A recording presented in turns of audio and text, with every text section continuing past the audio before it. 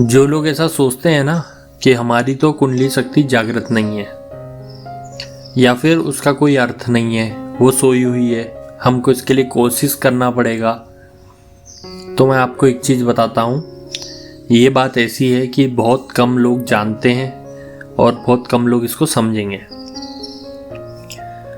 अब मैं आपसे ये पूछता हूँ, अगर मैं आपको किसी जगह पे रख दूँ, वहाँ पे आपको कोई काम नहीं है, मैं सिर्फ आपको खाना दूंगा सुबह से लेके शाम तक। जब आप मांगोगे, खाने पीने की जो चीज़ आप मांगोगे, अच्छी से अच्छी, महंगी से महंगी, वो चीज़ मैं आपको दूंगा। लेकिन शर्त यह है कि आप सो नहीं सकते। और ऐसा आप कितने दिन कर पाएंगे, जरा सोच के देखिए कि आपको मिल तो सब कुछ रहा है लेकिन आप सो नहीं पा रहे। तो सबसे मुख्य बात यहीं पे आती है कि सोना शरीर के लिए क्यों जरूरी है। और कई योगी जो होते हैं वो नहीं भी सोते हैं। हमारे प्राचीन ग्रंथ जो है, हमारा इतिहास है, लक्ष्मण जी सोए नहीं थे 14 साल तक।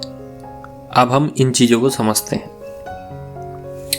मैंने आपको खाना दिया, आपने खाया, लेकिन आप सोए नहीं, तो आपके अंदर ऊर्जा की कमी होने लगी।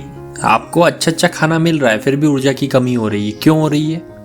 क्योंकि होता ये है, जो प्लांट्स होते हैं वो कहाँ से ऊर्जा लेते हैं? वो लेते हैं भगवान सूर्य नारायण से। उनसे ऊर्जा ली, उस ऊर्जा को स्टोर किया।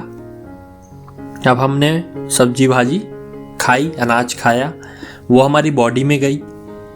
तो जो ये अनाज की जो ऊर्जा है, जैसे बाहर पौधे ने क्या किया, प्रकाश संश्लेषण की क्रिया की, जिसके कारण क्या हुआ, सूर्य की ऊर्जा बदल गई, है ना, उसके अंदर रह गई। अब ये जो ऊर्जा हमारे अंदर गई, अब हम इसको कैसे बदलेंगे? तो जब हम सोते हैं उस समय हमारी कुंडलिनी शक्ति हल्की सी जागती है, हमारे चक्र एक्टिव होते हैं और वो हमारे शरीर के अंदर की जो ऊर्जाएं हैं, जिन्हें हमने भोजन के रूप में ग्रहण किया है, उनको बदलते हैं हमारी कार्य करने की ऊर्जा में।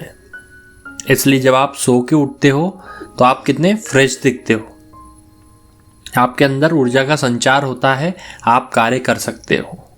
वहीं अगर किसी को अच्छा खाना देने पर भी उसे सोने ना दिया जाए तो वो निढाल होकर गिर जाएगा। अधिक समय ऐसा रहा तो मर भी सकता है। तो यहाँ पे नींद इसलिए जरूरी है। तो आप तो ये सोचो ही मत कि आपकी शक्ति सोई हुई है। आपकी शक्ति जागृत है, लेकिन उतना ही काम कर रही है जितना आपके शरीर में उसकी जरूरत है।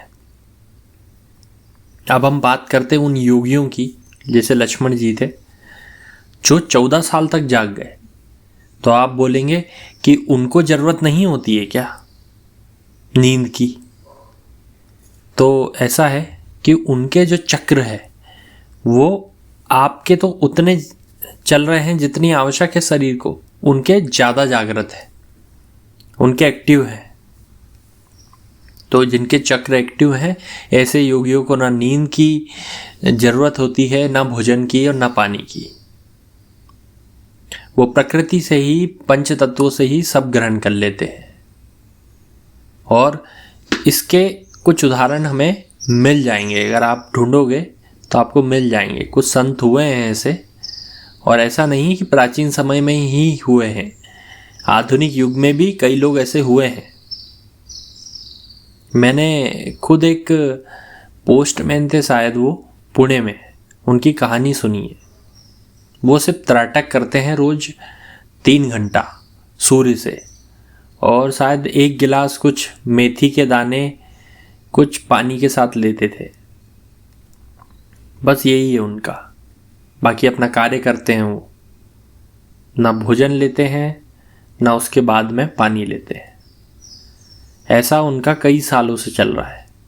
तो ऐसे साधक भी हुए हैं, और ये चीज़ आपको समझनी पड़ेगी। क्योंकि क्या होता है, मैं आपको क्यों समझा रहा हूँ ये छोटी चीज़ें, छोटी छोटी चीज़ों से ही जो बड़ी चीज़ होती है वो बनती है। आप कोई अगर मान के ही बैठ गया कि मेरी तो जागृत ही नहीं है कुंडली, मेरी तो ऊर्जा ही जागृत नहीं है, तो वो होने वाली जो थी वो भी ना होगी। इसलिए ये मान के तो चलो कि भाई इतनी तो जागृत है कि हम जिंदा रह पा रहे हैं, भगवान के उस मुख्य स्रोत से ऊर्जा खींच पा रहे हैं और शरीर में जो भोजन है उसको इस कार्यवान ऊर्जा में बदल पा रहे हैं। तो इतना कॉन्फिडेंस तो होना ही है।